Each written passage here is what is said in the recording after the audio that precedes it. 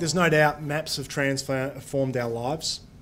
If you look back 10 years ago when we were pulling out our paper-based maps and using yellow pages and all sorts of weird and wonderful things to find out where we have to go, we certainly have come a long way. And I've been in the industry, the map-based industry, for 20 years. I don't know what to call the industry, how it's evolved over that period of time, but the business of providing maps to people that need them, let's call it that.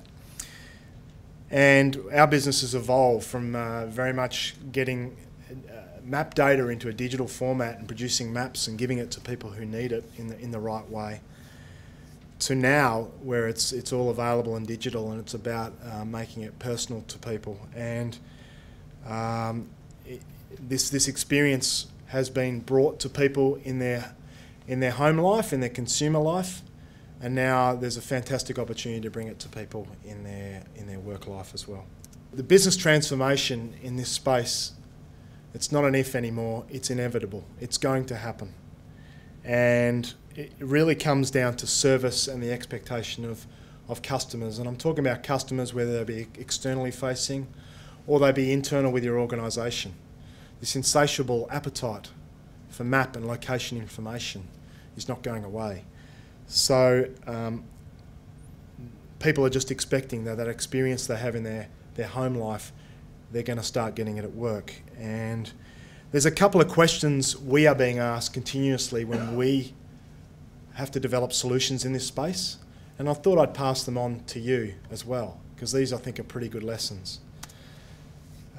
Number one, as I said, this consumer experience is essential, and I want that consumer experience wherever I am, whether I'm in the office or whether I'm out in the field on my tablet or my mobile phone. It's just expected. Number two, lesson that we've learned, it's more than just maps. Maps are important, but maps aren't everything. It's location that's important, and it's location relevant to other things that's important. And providing that variety of experience to the end user, where you can provide maps, but you can provide location intelligent information, is critical. And the last thing is that I expect you know who I am. I expect you to know what I do. I expect a personalised service. I don't expect truckloads and petabytes of information thrown at me in a random way on a map and expect me to sort through the 30 layers that are being presented and have to click them on and off as I see fit. I expect you to know what I need, and when I open it up, I expect that all to be there. So this personalised service that expects you to be able to profile different users in your organisation, provide that service to them, is becoming a critical part of what we do.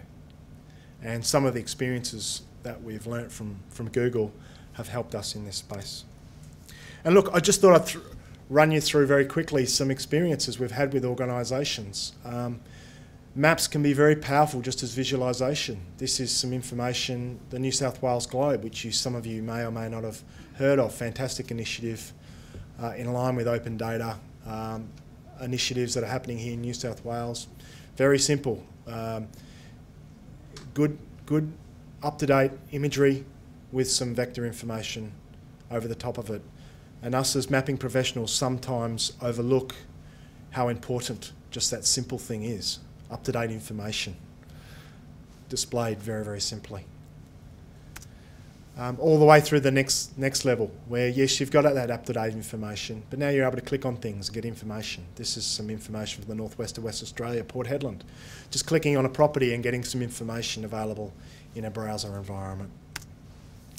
The next level, where this is some work we've done for a state heritage office, where they not only wanted that experience, they wanted it embedded within their website. So they didn't want to have a different thing that sat over to the side. They have a website. That's what they use to communicate to their stakeholders. They want this thing embedded in the website. So that's very, very easy to do. Sydney Olympic Park Authority. Who's been to an event at Sydney Olympic Park? Who has found when they've got there, roads are closed and they didn't expect them? Well, the SOPA themselves found that incredibly difficult, and they had a really good web mapping site on their internet site, but they had one issue, is that they had no ability to update that information, and things change on a weekly, sometimes daily basis as to what they're going to close, depending if Lady Gaga's there or State of Origin. And they want an ability just to be able to update that information very, very quickly and have it published in their website. So this is the next level where they can actually get in there themselves and change attributes about the information and then have that published automatically. And then an example, and I don't want to steal John's thunder because he will talk about this a lot more than me, but the planning viewer that the Department of Planning and Environment have put out, where it's actually drilling down and doing some analysis and pulling back information that's relevant to the place where you're actually searching. Again, 50 or 60 different layers of information and being made relevant to where you are and what you're interested in. So all different cascades of levels of complexity, they're all important and all needed, and you have to cater for all those. What about the 3D environment? We all love 3D. We actually don't look at the Earth looking down because we're only so high. We actually look at the Earth like this, so it's very familiar for us. So this is just a very simple visualization using some of the imagery and the 3D structures that Google provides, overlaying some very, very simple vector information from a stakeholder engagement and communication point of view. Very, very effective, very engaging. What about when you want to do something a little bit more detailed? This is, again, Port Hedland, up in the northwest of Western Australia. Little known fact, the 15% of the GDP of Australia is pumped out of that port in regards to iron ore that's coming from the Pilbara. So planning and information about what they're doing up there is very important. So what we've been able to do this in case is what you see there, it looks like models that we've developed, and it's not. It's airborne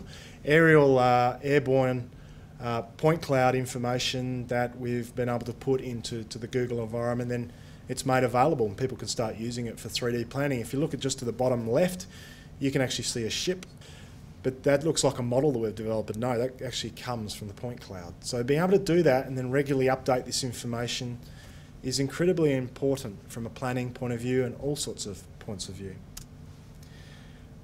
Then you take it to the next level. Again, it's not all about visualization. It's about actually clicking on information in that 3D environment and getting back attribute information. This is Fortescue Metals Group's Cloudbreak site, which is very important for them. And you can see a combination of real 3D information, a model of something that they're going to build, plus some attribute and vector information sitting on top. Very, very rich, all again in the same environment they're all used to within their organisation. Some imagery of a 3D environment where we want to profile the topography. So again, looking at 3D, but actually seeing, okay, let's take a bit of a transact here and let's actually see what it looks like from a topographic point of view. And again, this is from New Zealand, where an organisation was doing some telecommunications planning, wanted to put a tower up. Who can see the tower? From a visual resource management point of view, very, very important as to who can see that particular piece of infrastructure. Again, all this is traditional GIS stuff that we would see in normal traditional GIS tools, but all this very simple analysis with good data available in an environment that the business user is familiar with and can click on a button and do it themselves. And then we get even more complicated. Some people that came to Atmosphere may have seen this themselves. This is a project we're particularly proud of in the Pacific Islands, which is faced with enormous challenges in terms of dealing with sea level rise and the effects of climate change. It's going to affect whole communities. So planning for that sea level rise is critically important for them so they can mitigate against it and put things into place to adapt to what is going on, because they won't be able to hold it back. So there's a scenario in 30 years with this particular island in Vanuatu, and if I go back you can see a lot of the populated areas actually being wiped out at high tide. And now that's really, really important. And more importantly, there's a whole heap of agricultural area that's being wiped out there too. And that's their food, because they're very, very remote, and that's the most important thing for them. So planning for this is very, very important. And having this information available to them so they can make planning decisions, so it's not locked in a cabinet somewhere, really, really important as well. And then we can get on to more complicated analysis, where we can do some scenario planning. That was quite basic information there. This is coming back to Australia with, again, the same problem, sea level rise. And what we can do, this is a particular part of New South Wales. John, I'm not sure if you recognise where that is. Is that Kurnell? Botany Bay. Botany Bay, yeah. And this is a tool we've developed with the federal government, which allows them to scenario plan different height levels, storm surge, those sort of things, and actually go through how that particular level will affect and what will be the effect on the community there. So again, taking it to a new level, different levels of information being provided. And this information here is where you can actually do some analysis, and what you can see there, the bits in the red are actually doing some traditional geoprocessing, where not only are you looking where it's risen, actually then overlaying that with properties or roads and seeing what the effect is. So this is some technology called Google Earth Engine, which is coming out soon from the Google suite of products. So again, you can see from very simple to very complex traditional geoprocessing, all done within the same environment in the hands of the business user. And look, it's not all about analysis and planning, it's also about productivity. And this is a particular application we've done where it's about water information and getting water information to the hands of people that need it. And there's 150,000 boreholes in Western Australia, and we need to get it out to people. And they want to see simple things like site details reports. Now, just putting this into a digital format, this has been the effect on them. The red is the transaction time, or the amount of time it takes to process something. So it's gone from 10 to 30 days down to 2 minutes. And the blue is the amount of inquiries they can now process in any month. So you can see from a government service point of view, it's incredible productivity gain, and provides them with all sorts of options of what they can do moving forward. So look, I just wanted to show you very quickly a range of projects there. I wanted to make sure it was relevant. One or two may be relevant to you, but again, just coming back to those three common themes that we're experiencing, that you should think about when you're implementing this stuff within your business to your customers. Again, the consumer experience is essential. People are expecting that, and you should plan for it moving forward. It's more than just maps. Think about the location, think about making it intelligent, so it's not just a map in people's face, it's other things in people's face, but it could be drawing from the location information, and making those services personalised for people. Understanding the profile of people that are using the information within an organisation and making it personalised for them. Because that's what people are going to be expecting. If it's not today, it's going to be in 2 years' time, 3 years' time. So why not plan now for the future?